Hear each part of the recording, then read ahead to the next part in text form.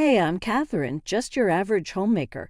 But let me tell you about a roller coaster of a ride I've been on with my husband, Bob.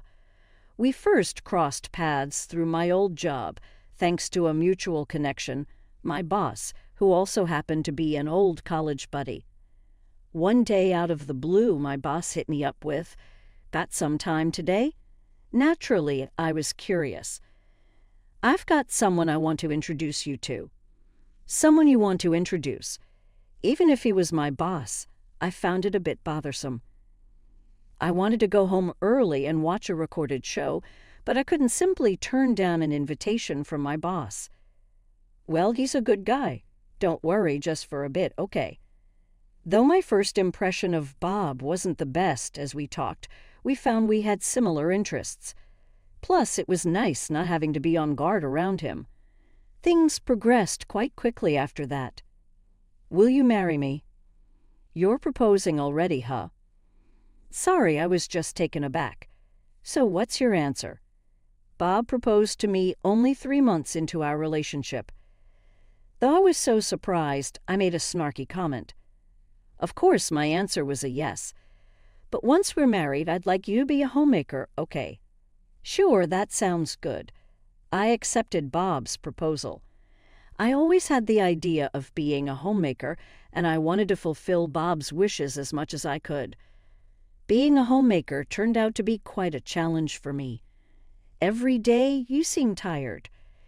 Being a homemaker turned out to be quite a challenge for me. "What do you mean?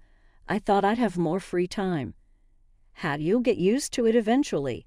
I'll help out till then." "Thank you. That really helps." Honestly, I was grateful for his suggestion. Cleaning, laundry, and other chores weren't my forte, so it always took me a while. Bob never complained about my lack of skill. There were moments when I felt truly grateful to have married him, but it wasn't always smooth sailing. It didn't work out again. You tried so hard too, but there'll be a next time. Suddenly, Bob's face changed and he raised his voice. "What do you know, Catherine?" I thought he brought it up, but I held my tongue. Bob works in sales, but apparently he hasn't been doing well. At that time, I never imagined things would turn out this way. "I'm sorry. I didn't mean it that way. My bad. I shouldn't have reacted like that." Even though he apologized, I could see the frustration on his face. In situations like this, I try to think of the right words to say, but I just can't find them. "How was work?" "Well, I wasn't feeling well, so I took the day off." "Oh, okay." Although he said he was feeling sick, he didn't seem to be. He ate his breakfast as usual and even had seconds. When it came to the bread, I had my doubts but didn't think much of it at the time. Whenever I said something to Bob, he took it as a complaint and got upset. "How are you feeling now?" Yeah, I'm feeling better. I'm going to take a short walk." "Huh? You haven't rested yet." "It's okay. I won't go far." But Bob's expression changed. I sensed trouble. But it was too late. "What now? Got something else to complain about?" "It's not like that. Then just leave it, okay? Instead of fussing over me, focus on the house, okay?" I felt even more deflated. People say marriage can change a person, but with Bob, it was like he became someone else entirely. Life went on like this and years passed. Lately, all I thought about was how not to upset Bob. "I'll be home late tonight, got it." "What about dinner?" "I plan on eating when I get home." That day, I waited and waited for my husband to come home. The clock struck 11 p.m. and he was still not back. "I'm home." It was just about to turn midnight. Relieved he was finally back, I greeted him with a smile. "Welcome back. There's dinner if you want." "Nah, I already ate out." "Huh? What?" "Well, you said you'd eat at home today." "Oh, did I? Must have slipped my mind." I stood frozen at the entrance. I had prepared dinner and waited without eating just for him. Without a single apology from Bob, my distrust grew. Am I really loved? Here you go. Bob came home holding a bouquet of red roses, my favorite. What's the occasion? What are you talking about? It's Catherine's birthday, isn't it? Oh, with everything going on lately, I had completely forgotten about my own birthday. I got wine and cake, too. Let's celebrate. Yes, I didn't expect a surprise, but I was genuinely delighted. That's when I truly felt loved by Bob. We enjoyed a peaceful atmosphere that day, something we hadn't felt in a long time. I wish those moments would last forever, but they didn't. About next month's payments. Next month. Our happy times ended abruptly. I received money for monthly expenses, but it had noticeably decreased. Until now, I had managed by cutting corners, but this time was different. I had my own savings, but I wanted to keep them for retirement. The money you've been giving me isn't enough. What? It should be more than sufficient. Have you been wasting it on something, Catherine? I haven't. I've been saving where I can. You sure you're not just buying things you want? Determined to stand my ground, I said my piece. But Bob, perhaps annoyed by my words, threw his smartphone at me. I instinctively shielded my face. It didn't hit me, but the phone screen shattered. If you're going to complain so much, why don't you figure it out? That's why I'm talking to you about it. Another factor exacerbating the issue was Bob's low salary. In his sales job at the company, a significant portion of his pay was incentive-based. The more contracts he secured, the more he earned. But if he couldn't secure contracts, his salary wouldn't increase. Fine, I'll get a part-time job and bring in some money. That should solve it, right? But Bob didn't approve. What are you talking about? Didn't you promise to be a homemaker when we got married? But it's getting tough to get by, you know. Even so, it's not okay. You're just going to neglect household chores, right? I'm not talking about working full-time, though. Feeling that if we didn't resolve this now, it would continue forever, I pressed on. I believed our discussion would ultimately benefit both of us. However, what Bob said next was beyond belief. You wanting to work so much is suspicious. What? How do you figure that? I'm just thinking about our finances. Seeing the conversation take a strange turn, I tried to steer it back. But Bob wasn't listening. Catherine, do you have another man or something? I felt like the trust we built over the years was crumbling. After always trying to keep the peace and accommodate Bob's moods, this was the last straw. Fine, I won't work. You're happy now, right? You should have said so sooner. By this time, my love for Bob had almost faded. He'd throw tantrums when things didn't go his way. Such a dominant attitude was too much. And then, after a certain incident, I decided to seek revenge. Just make sure to handle the payments somehow. I can't do much if I'm not working. I get it, but Catherine, you should be more grateful to me. There was a reason Bob was so insistent on me staying home. He wanted to feel like he was providing for the family. However, his ability to be the breadwinner was questionable at best, and he didn't even seem to understand that. Of course I am grateful. No, you look down on me, don't you? Why would you think that? We can live because of your earnings. See, you do get it. Just be more careful from now on. What I said to Bob wasn't a lie, but dealing with his petty pride was exhausting for me. Honestly, such things seemed so trivial. I started to think that maybe Bob's work troubles were because of his attitude. And then another problem surfaced. I heard from Bob that you've been getting a bit too confident lately. Excuse me. I was invited over by my in-laws, and the moment I stepped inside, I was confronted with this. If Bob hadn't said anything, it wouldn't have come to this. Moreover, they've always doted on their only son, Bob, so whatever Bob did, they approved. Who do you think is earning for you? You should be more grateful. Seriously. I responded half-heartedly, finding the situation bothersome. That only added fuel to the fire with my in-laws.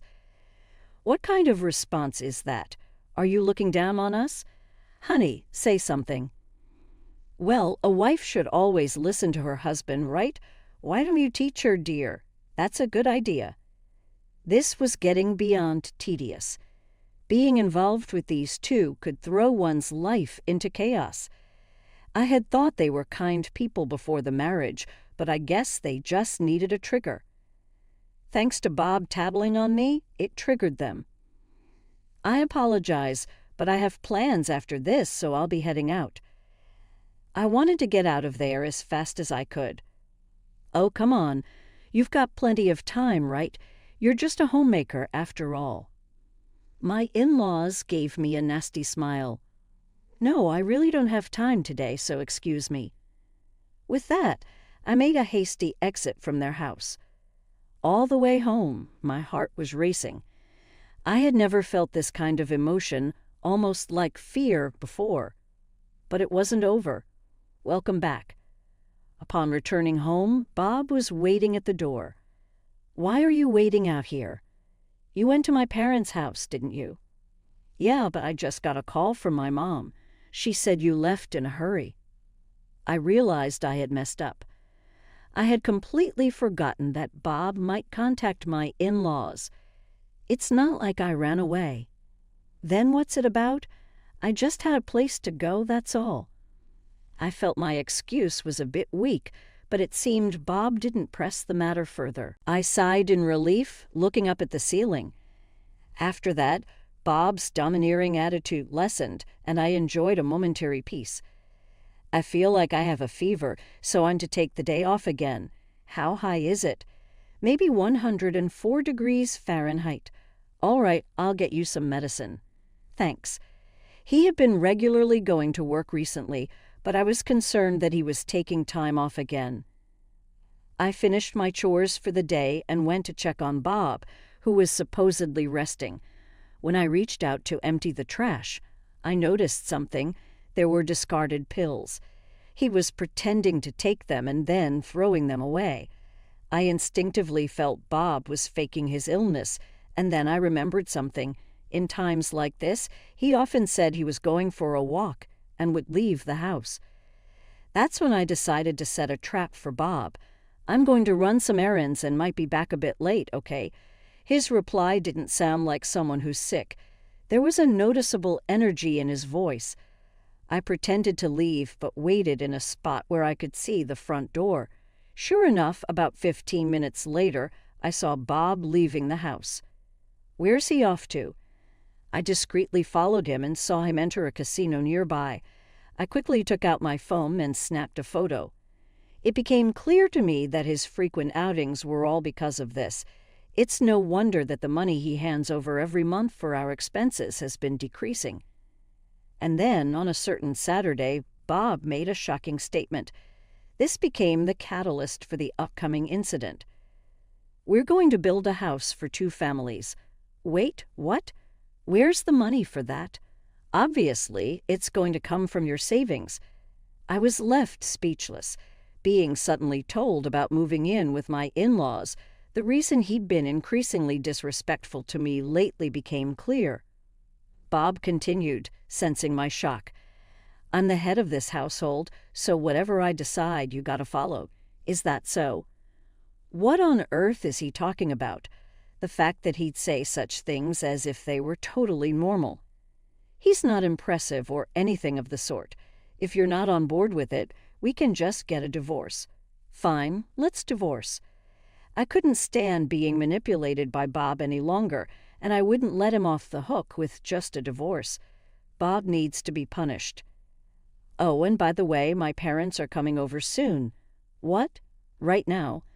They'll be staying here until the house is built. Make sure you treat them well. With that, Bob hastily began preparing to leave.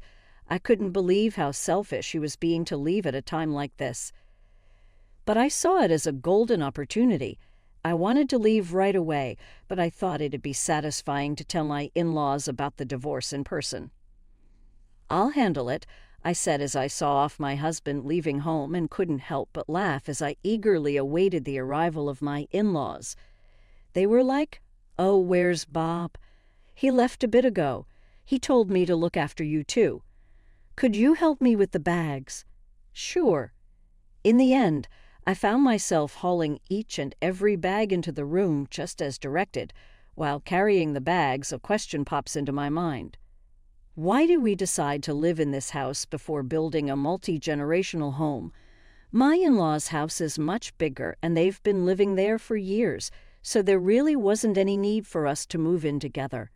How much time are you going to take? Honestly, thinking about our future living together, this isn't a great start. Once I finished tidying up and thought of taking a short break, my in-laws didn't allow me even that. Fetch this, buy that. They treated me like some sort of housemaid. I decided it was about time and broke the news to my in-laws. Bob asked me for a divorce earlier, so I'm getting divorced. "Catherine, what are you saying?" "Out of the blue." "That's right. You're here to work for us. I've already made up my mind." I quickly packed my things and prepared to leave. My in-laws' faces were obviously shocked. "If you do that, you don't know what will happen." "Oh, Bob won't keep quiet either." I was the one told by Bob himself that if I didn't like it, we should get divorced. There's nothing wrong with it. How dare you? The resentment from my in-laws was palpable, but I wasn't scared or anything. By the way, thinking Bob can support both of you, I don't think it's feasible. "What do you mean by that?" "Why don't you ask him directly?" They seemed to be screaming about something afterward, but I ignored them and left. I thought of returning home, but given the distance, I decided to check into a nearby hotel. Then I made a call. "Sorry to disturb your day off. I have something to discuss." "Hey, long time no see. What's up?" "It's about Bob. I told the boss everything about his actions up to now." "I see, so that's what it was about. Did you notice anything unusual?" "Well, I've had my suspicions about him for a while now." According to the boss, Bob had been on the company's radar. "Well, with the way he's been behaving, it's no surprise. Also, I have photos of Bob lying and going to the casino. I'll send them to you later." "That would help, but are you sure about this?" "Yes, I'm planning on divorcing Bob. I can't take it any longer." "I see. With all he's done, he probably won't last long at this company anyway. I left everything in the hands of the boss and enjoyed some time to myself. During this time, my phone wouldn't stop ringing with calls from Bob, so I turned it off. It was Saturday. He was going to be in for a surprise when he'd work on Monday. Monday came. What did you do? I turned on my phone to find over 100 missed calls from Bob. Excitedly, I answered. So he sounded pretty panicked. "Who knows? It's just come up, and for everything you've done so far, I responded that way to Bob." Then Bob became furious. "Well, I saw this coming. I got told I'm fired when I went to the company. It must be something you did." I let out a deep sigh. Even if I hadn't intervened, he probably would have been fired at some point. I just expedited the process. "So the company knew about everything you've been up to, didn't they?" "That's not possible. I made sure it was hidden well." Bob seemed really flustered. "Well, whatever happens to you is none of my business." "Huh. You think I'm going to be the one in trouble if you get fired." Bob seems to have forgotten what he said. My in-laws must have told him. Why would I be bothered? We're getting a divorce after all. Bob went silent, seemingly stunned. Did he actually think I wouldn't go through with the divorce? If so, he's truly a clueless man. I'm utterly dumbfounded. You're serious about that? Of course. Who'd want to be with someone who jokes about such a thing? It was just a slip of the tongue. And why would anyone want to live with your parents, who are drowning in debt? What are you talking about? Apparently, my in-laws hadn't told him. I used my weekend to gather information about my in-laws. I just had to know the real reason they wanted to live with us. Fortunately, my in-laws' house was just a 15-minute train ride away, so I decided to pay them a visit. The reason my in-laws agreed to move in with us in the first place was that they no longer had a home to live in. I did my homework. Bob even talked to the neighbors. Who'd have thought that gambling would lead them to lose their house? They're both losers. It's crazy, but both of my in-laws had gambling addictions. They poured money into things like the casino and racked up debts, even using their house as collateral. They had to sell it in the end. Them coming to our place was just a temporary solution until their new house was built. You what? What about you faking illness to go gambling? You knew about that. Well, even if you hid it, it doesn't matter now. I've got pictures. Just so you know, you're meddling too much. Where are you now? You think I'm going to tell you. Bob seemed too emotional, almost irrational. I thought this would be a good time to speak my mind. Spit it out already. Instead of that, why not tell your parents the truth? What truth are you talking about? About your salary. What if they knew you're only making $3,500? Basically admitting you're incompetent. I must admit, I'm proud of myself for holding up this long. And to top it off, Bob was using that money he earned on gambling. You both have secrets, don't you? Maybe it's best to get it all out now. Shut up. I was going to tell them eventually. You don't have to lie, you know. I chuckled, mocking Bob. Looks like the tables have turned. He's probably getting what he deserves for always looking down on me. After all you've done, you think it won't come back to bite you. Remember, you're just a homemaker. The one who's going to suffer is you. I don't know about that. To me, it just sounds like the whining of a sore loser. How did it come to this? Who knows? I'm tired. Later, with that, I hung up and then headed out to meet a lawyer who assists in divorces. Divorcing him was only part of my revenge. Bob and his kind are going to suffer even more from here on out. Later, I got a divorce. As expected, I received a call from Bob. I have debts to pay. What am I supposed to do? Seems like after losing his job, he made the dumb decision to live off of loans. His parents are struggling with debt, and he can't even see that. What a pitiful man. That sounds tough, but you gotta pull yourself up by your bootstraps. I'm cheering for you. Don't you feel even a bit of responsibility to help your ex-husband? Why would I? We're strangers now. You think if I'd stayed humble, you'd take advantage, wouldn't you? Trying to intimidate me now doesn't make any sense, you know. I said, laughing before hanging up. Afterwards, it seems Bob decided to cut ties with his parents. Moreover, his parents weren't aware of Bob's salary situation. Apparently, they had a falling out over it and decided to part ways. Well, either way, a bright future for them doesn't seem likely. On my end, you've had it tough recently, huh?